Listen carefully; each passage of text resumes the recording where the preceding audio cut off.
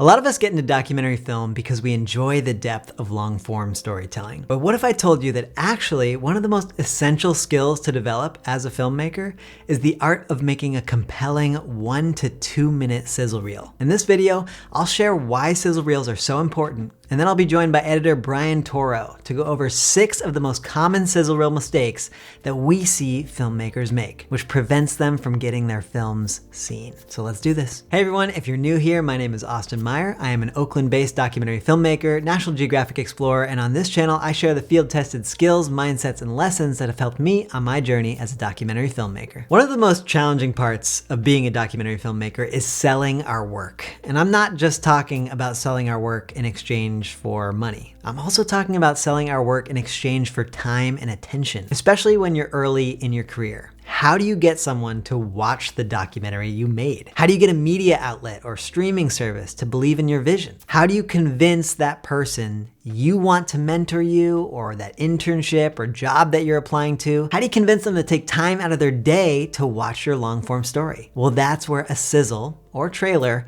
comes in. A sizzle is essentially a highlight reel that communicates 4 things: story, stakes, tone, and character, and ideally leaves the viewers feeling like they need to find out more, enticed to watch the full story, or buy into a vision. And the reason I say buy into a vision is because in the documentary world, trailers aren't just made after a project is complete. People often make a sizzle or trailer before they have shot the movie to try to get funding. I've been on development shoots before projects have any funding, where we are there specifically to capture footage for a trailer. I've also worked as an editor on sizzles where there wasn't even a budget for a development shoot. So we pieced together found footage from YouTube to create a trailer. These trailers are then used in pitch meetings or grant application as a proof of concept and vision to bring the project to life in a more compelling way than a pitch deck. I recently worked as a cinematographer on a sizzle that was used to announce a new professional baseball team coming to Oakland, California, my hometown. The sizzle was edited by Brian Toro, who will be joining us soon. And this sizzle has over 500,000 views in just over a month. The purpose of the sizzle was to generate buzz, support, and act as the first big branding pillar for this professional baseball team. And even though this isn't a sizzle for a documentary, many of the principles remain the same. So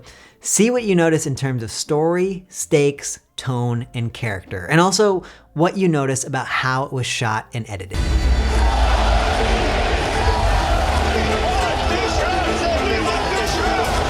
Has done everything it can to cause division between the team and the fan base. Just go up and move to Vegas and blame the city of Oakland for all of their problems. It's just lies. It kind of just feels like a slap in the face. People are tired, the fans are tired of being battered and bruised. Oakland is a city that has been counted out since the beginning. We talk about the social relevance, how Oakland represents and always shows up. Oakland, it's about culture, it's about hip-hop, it's about resistance. Oakland has so much beautiful history of folks coming together to fight back. The reality is, folks don't know about the spirit of the town. You know, everyone counts Oakland out, but Oakland is resilient. They think that they own baseball. They think that they own green and gold. But we were green and gold before they ever came here. The Oakland fan base is electric. They have the drums, the signs, the flags, just the best group of people. And them taking that away from Oakland, it made me say, nah, we gotta have baseball still in our city. The next chapter for Oakland baseball is going to be a team that's going to care about restoring the legacy of what baseball can mean in the East Bay. It's the town, baby. Oakland Ballers.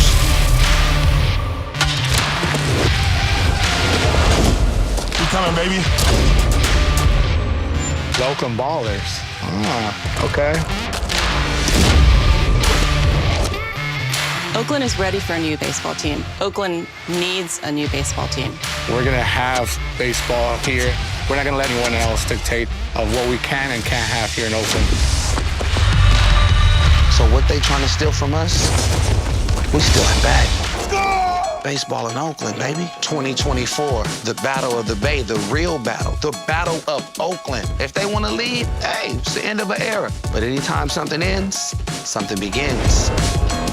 Low together, high forever. Long as we go together, we'll die whenever. Be your light, couldn't let the darkness try you ever.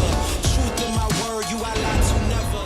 Now again, this is not a trailer for a documentary. It's a sizzle to announce a new team. But it's an interesting exercise to evaluate it as if it was a documentary trailer. If it was, I would say it does an incredible job communicating stakes and tone. I feel both of those to my core when I watch. I would also say it has some work to do in the story and character department. I know we have an underdog story of a new team coming to town, but I wouldn't be sure if this documentary was about a rivalry between teams, about Oakland as a sports city, or about the building of the foundation of a new team. Similarly, I wouldn't really be sure who the characters are that the documentary is following, like particular fans or team's players, the city of Oakland, all the above. But putting that intellectual exercise aside, for what this trailer is, I like how it turned out. And if you're interested in creating a trailer that pops like this one does, here are 3 production mistakes you need to avoid, like the Oakland A's owner avoids caring about our community. The first mistake filmmakers make with their sizzle is not clearly communicating why the story matters. Too many sizzles that I watch leave me feeling like,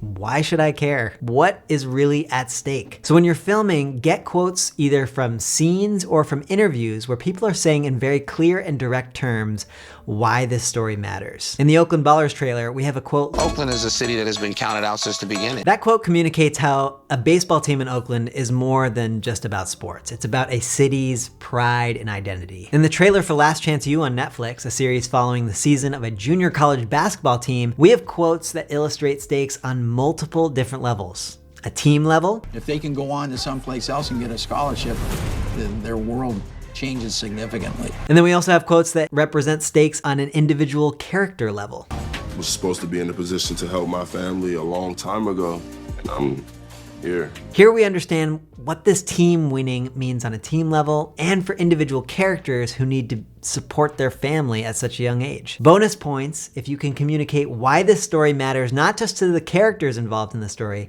but also why it matters to me sitting at home or the person watching the trailer who isn't involved firsthand. The second mistake filmmakers make with sizzles is they use slow or redundant shots. Y'all, sizzles are short.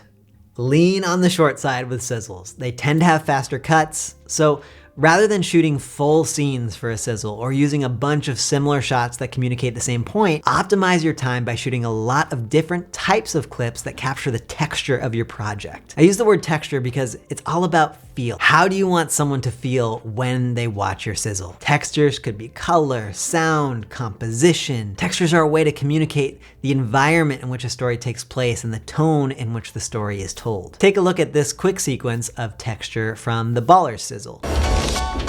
We talk about the social relevance, how Oakland represents and always shows up. Oakland, it's about culture, it's about hip hop, it's about resistance. In just 11 seconds, we have a steelworker, graffiti walls featuring music and culture, and a diverse set of portraits framed from below the subject, looking up to them in their power. I filmed all of these while just driving around town and keeping an eye out for textures that I felt represented the city I live in. The third production mistake is that many filmmakers just don't have a plan, especially if you are shooting a sizzle or trailer before production to sell your idea. You likely don't have any money yet. You're going out of pocket. So you don't want to spend all this unpaid time shooting a bunch of footage and crossing your fingers that you can find the story in the edit. Instead, be strategic. Script out your sizzle ahead of time. It will help you determine what to shoot or what to find in your footage to match the story you're telling. If your script is dialed in, you can be as efficient as possible during that out-of-pocket time to create something that really pops. But once you've got the shots,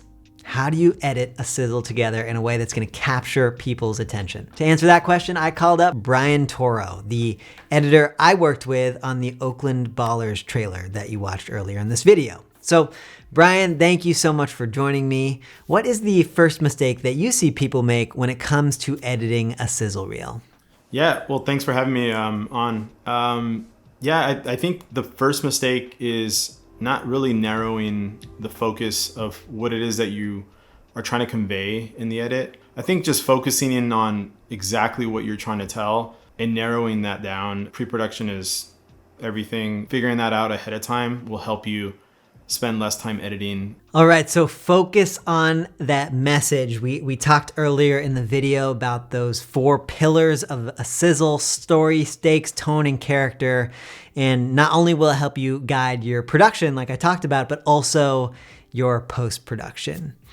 All right, so what is the second thing that you wish people understood about what it takes to edit a compelling sizzle? The second thing I see people making a mistake on or not paying attention to is sound design. You see a lot in kind of these hype videos that you see online, whether it's sports or commercials. When you put it in the edit, sound is something that sometimes is neglected.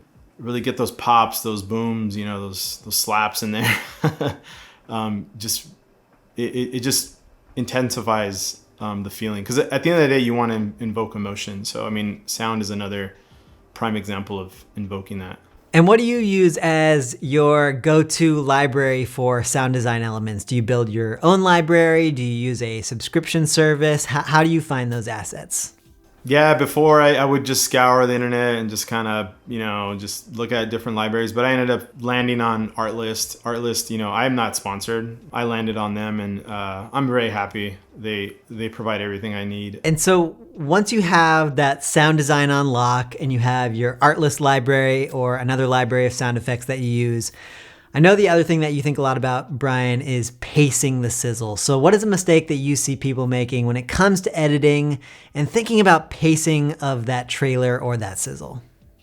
Yeah, mistake number 3 for me really comes down to pacing. That's a big part of the edit. That's one thing I see a lot of people making mistakes on, is having it be very flat, where there's no music changes, there's no crescendos, there's no transitions into different scenes, because I think that's the part of evoking emotion as well, is like taking you one route and then just switching it on you. And I think that's something that keeps the viewer engaged. So pacing is, I think, really crucial. And when you think about pacing, do you think about it kind of like you're taking the audience on this emotional arc or emotional roller coaster? I think a lot of times when people are editing sizzles, they think everything needs to be so fast that the viewer can hardly see any single image, but it doesn't necessarily need to be that way, right? No, I feel like when I say pacing, it's not just always like fast, quick, in the door and out. It's more of like, how are you now telling the story with the pace? Because the pace can also determine like where you want attention to be, Right. I love what you're saying here, because one of the things that I often think about in a sizzle edit is how changes in pace can focus the audience's attention on a particular frame. Like if you are cutting things really quick and you have, frames that last a half second on screen, and then all of a sudden there's a 6-second long shot, that change of pace is a powerful way to communicate to the audience that you really want them to pay attention to this moment. So whether you're moving from fast to slow or slow to fast with both images or music, change in pacing is a powerful tool in the edit. Also, I know we plan to just do 3 edit tips here, but I know you got a special bonus one for those who stuck around this long into the video. So let's get to a bonus one. Let's get a bonus in there. So yeah, I think the bonus tip here that I feel a lot of people fall on or make mistakes with is the opening. Opening it's a big part. It's the difference from like someone watching the video through the end, or they're like not interested. Like we just mentioned, it doesn't have to be quick. It could be a slow panning shot or a slow dolly, or whether it's that or like a drone shot, into a stadium, for example, or whatever that is. It's like you got to really grab the audience at the very beginning. And what are some different kind of aspects of a shot that can grab the audience? Like, what are some of the elements that people should be looking for when they're choosing that shot that can be a grabber for an open? For me, composition is a big part. My main ones are composition and light. Where is the light coming in? How is it creating depth? It's about mapping out the environment. Light is so crucial. It's kind of, I call it a perfect storm. Like when you really like land a sizzle and like it just knocks it out of the park. When you get all these pieces together, you can really like find that banger that comes out, I hope so. That is the goal with this video. Brian, thank you so much for joining today. And for those watching, like you said, I hope this helped you find that banger, get that sizzle down like you're hoping to. I truly hope that some of these tips help you get your documentary scene or get that money or get that grant you're hoping for. And if you enjoyed today's video, you might also enjoy this one on 10 simple cinematography habits to save you days in the edit. I'll see you soon, and until then, go out and tell some stories.